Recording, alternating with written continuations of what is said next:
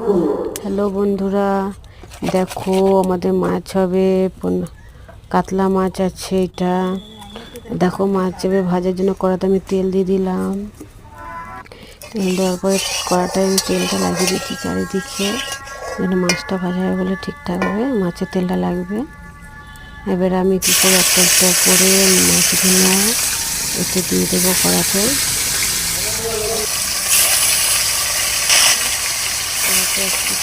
মাছগুলো দিয়ে এবার আমি ভেজে নিচ্ছি। মাছটা আস্তে আস্তে লাল হয়ে গেছে, এবার উল্টে মাছটা ভেজে নিচ্ছি। আবার দেখো মাছটা লাল লাল ভাজা হয়ে গেছে, আর একটু একটু আস্তে আস্তে মাছটা ভাজছে। মাছ ভাজার জন্য, মাছের ঝালের জন্য আমি একটু আদা একটু রসুন বাটবো। মাছটা ভাজা হয়ে গেছে, মাছগুলো তুলে নেবো। এবারে তুলে নিচ্ছি মাছগুলো। দেখো আবার মাছ দেবো, আর যত মাছ আছে একটু মাছগুলোকে ভেজে নেবো। আবার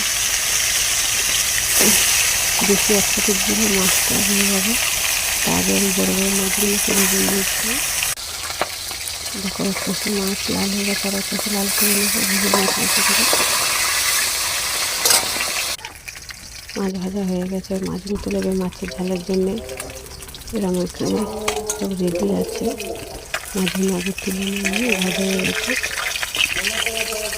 দেখো সব মাছ ভেজে রেডি আমার। মাছের ঝাল করবে, মাছের ঝালের জন্য আমার পেঁয়াজ টমেটো আদা রসুন বাটা আছে। কড়াতে আমার তেল দেওয়া আছে, তেলটা গরম হয়ে গেছে। এর পেঁয়াজগুলো আমি দিয়ে দিচ্ছি। লাল হয়ে গেছে পেঁয়াজটা। এবার আমি কী করবো, আদা রসুন বাটা রেখেছি অল্প অল্প, এখান থেকে আমি দেবো, বেশি দেবো না। এটা আদা রসুন বাটাটা আগে দিলাম, দেওয়ার একটু নাড়িয়ে চাড়িয়ে তারপরে এবার আমি কী করবো, এবার একটু আদা বাটাটাকে আমি দেবো এর মধ্যে। আদা বাটাটা দেখো এতটা দিচ্ছি, কিন্তু আমি অল্প রেখে দিয়েছি আদা বাটাটাকে।